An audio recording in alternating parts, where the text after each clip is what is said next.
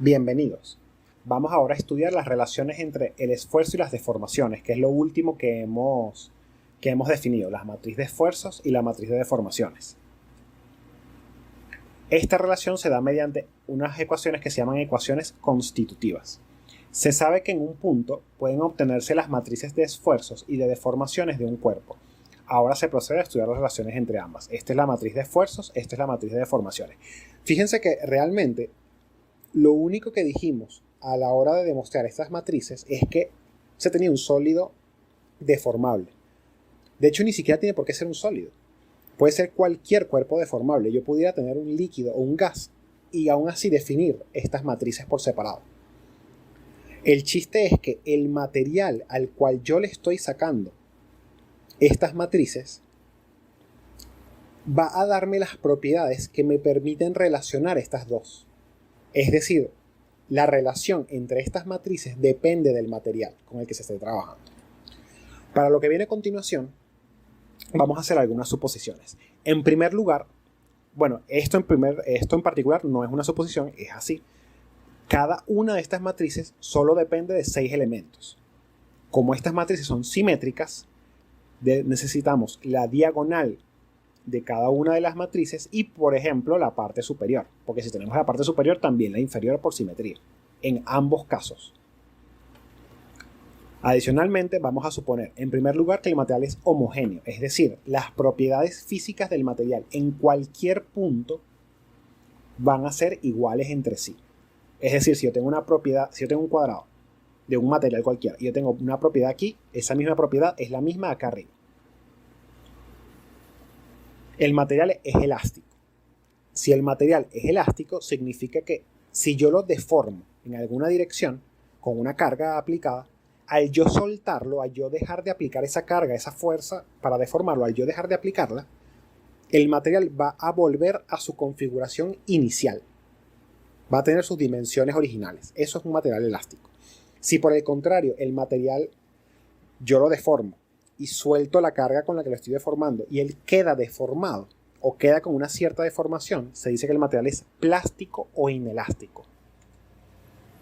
Vamos a decir que el material es lineal, es decir, que existe una relación lineal entre los esfuerzos y las deformaciones, y eso es una buena aproximación, sobre todo cuando las deformaciones son pequeñas, generalmente menores al 0.1%, es decir, que las deformaciones, los valores, son menores a 0,01. Y que el material sea isótropo, es decir, que exista isotropía. La isotropía lo que significa es que las propiedades del material en un punto en particular, no dependan de la dirección. Por ejemplo, si yo deformo un material en una dirección y aplico la misma carga en otra dirección, se tiene que deformar lo mismo en esa otra dirección. Eso es isotropía. Un material anisotrópico es que las propiedades sí dependen de la dirección. Entonces, puede suponerse que cada componente de una de las dos matrices depende linealmente de las componentes de la otra matriz. Queda así entonces las relaciones entre los elementos de la matriz de esfuerzos y los elementos de la matriz de deformaciones. Se tienen 36 propiedades que relacionan una con el otro, donde K y J en total representan 36 propiedades del material que deben obtenerse experimentalmente. Esta es la relación que existe entre ambas matrices. Un material me debería proporcionar estas 36 propiedades. A esta expresión se le conoce como la ley de Hooke generalizada.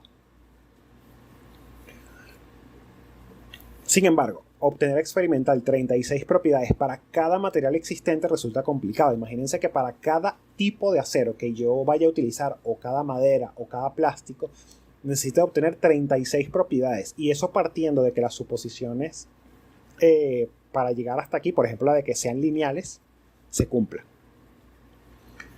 Sin embargo, puede demostrarse que, partiendo de que el material sea homogéneo, lineal, elástico e isótropo, solo se requieren dos propiedades independientes para relacionar tanto los elementos de la matriz de esfuerzos como los elementos de la matriz de deformaciones. Entonces, luego de esa demostración, quedan estas 6 ecuaciones que se conocen como ecuaciones constitutivas porque me relacionan los esfuerzos con las deformaciones. Por ejemplo, si yo conozco sigma x, sigma y y sigma z, pudiera obtener epsilon sub x si conozco nu, esta variable nueva que no conocíamos hasta ahora, y e, donde e representa el módulo de Young o módulo de elasticidad y nu, esto se le llama nu, representa el módulo de Poisson. Fíjense que estas 6 ecuaciones, además de los elementos de la matriz de esfuerzos que puedan aparecer, los taos o los sigmas, solamente intervienen en ellos nu y e, no existe otra variable. Solamente esas dos propiedades son suficientes para relacionar la matriz de esfuerzos con la matriz de deformaciones. Estos dos valores se obtienen experimentalmente mediante un ensayo conocido como ensayo de tracción. Bien, estas son las referencias que utilicé para la presentación. Muchas gracias.